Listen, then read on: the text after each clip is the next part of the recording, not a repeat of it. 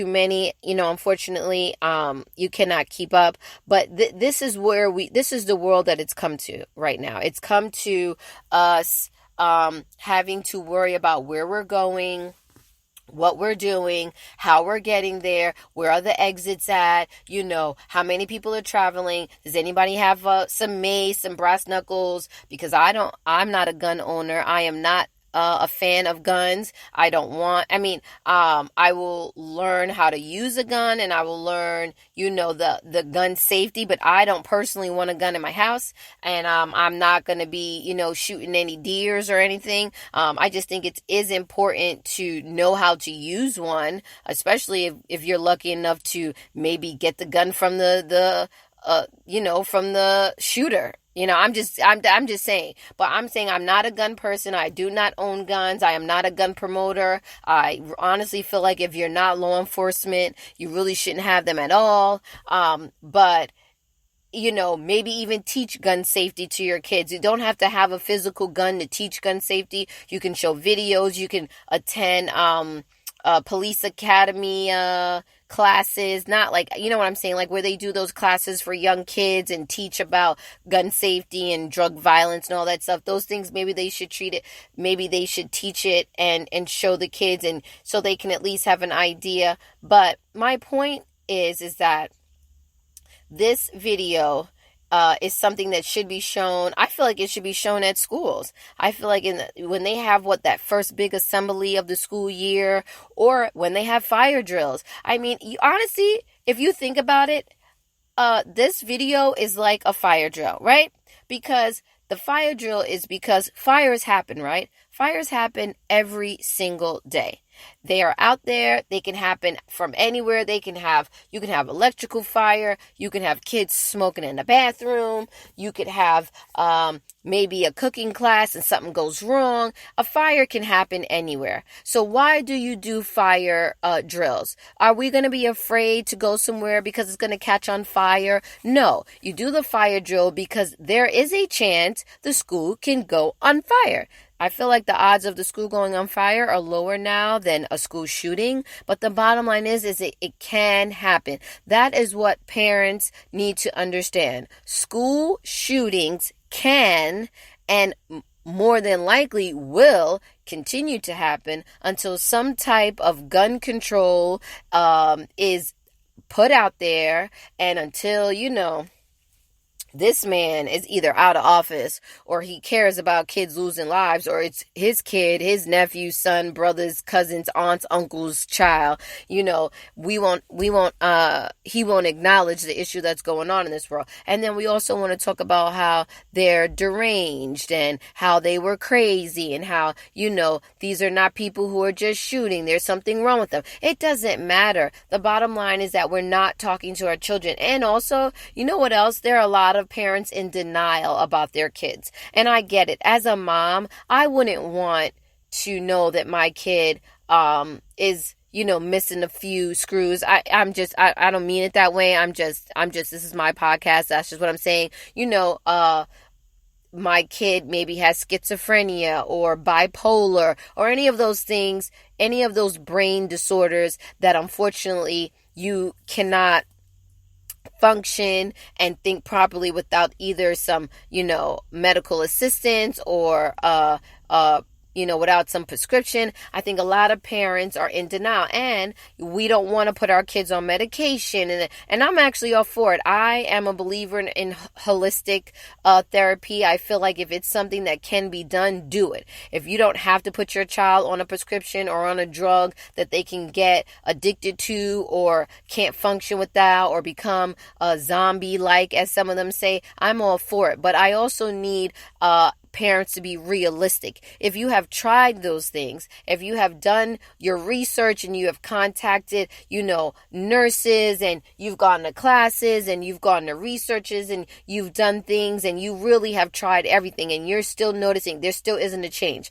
My child is still cutting themselves. My child is still focused on death and obsessed with death. My child is obsessed with my guns, hurting himself, talks about hurting others, hurting animals, any any of those things, if these things are continuously going on and you have not seen any change with your holistic approach, you have to be in some form of reality that maybe my kid needs a little more. And there's nothing wrong with that. There is nothing wrong with a disabled person. I have a lot of disabled family members, and they are functioning and they are good and they are thriving in life, and thank goodness so far as I know, none of them are hurting themselves or want to hurt others. And I don't consider them different. They don't get treated any differently, but we do know they have, matter of fact, they do. We treat them according to their disability. We understand that there may be some things that bother them, maybe certain sounds, maybe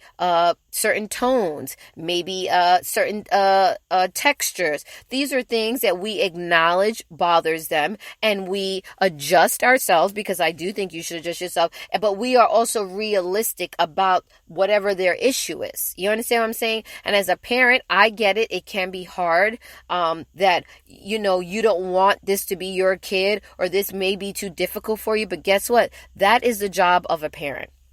And you know what I read someone wrote the other day on social media?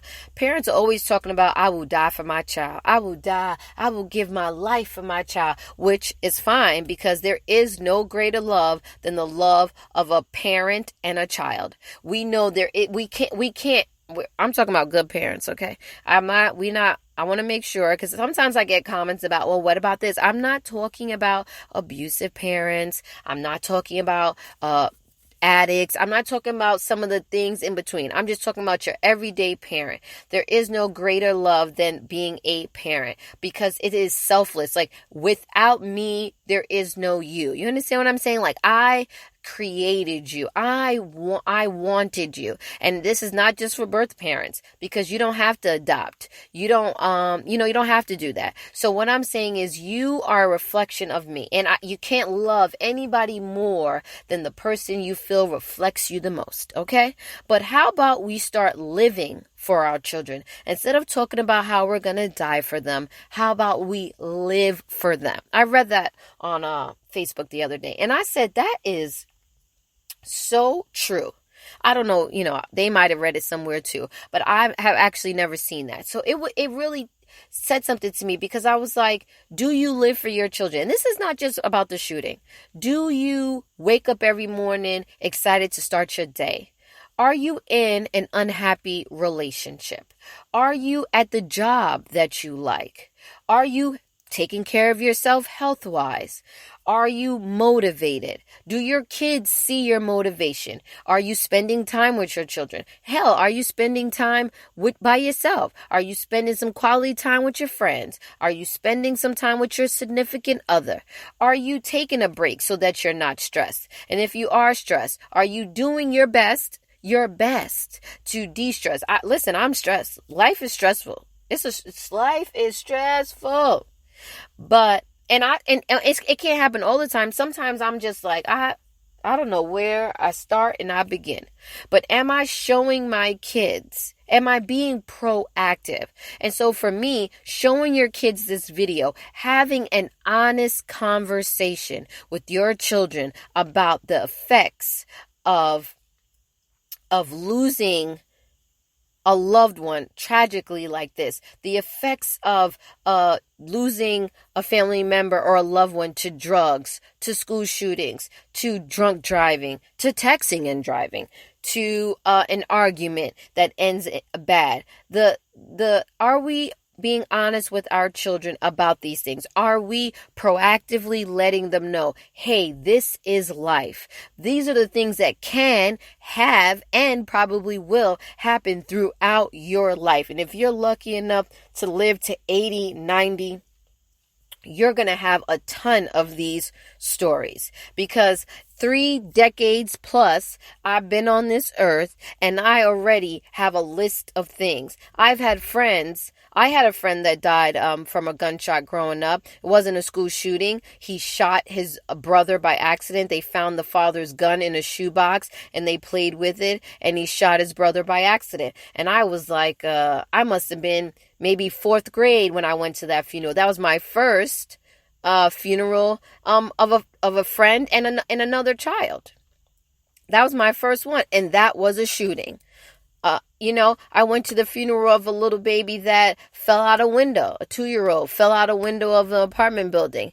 I went to the funeral of a father who rolled over his infant baby while they were both sleeping. I went to the funeral of a child who died from cancer. I've been to the funeral of these are not family members, mind you. These are friends. These are I'm friends with the parents and these were their kids, or as I said, I was friends with the little boy who shot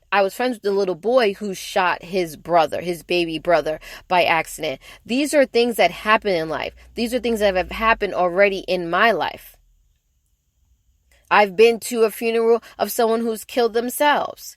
I mean, it's really hard for me to understand why we want to pretend these things will happen. And I get it. The first maybe year or two, I'm going to give you the first 2 years of your child's life. You want to leave them in innocent bliss, and you want them to be these sweet who think that the world is full of unicorns and gumdrops and little rainbows that bounce all over the world. I'm all for it. You got the first 2 years with me. And then after that, okay, you know what? I'll give you 3. Because I was just around a 2-year-old and they're not that alert. I'll give you 3.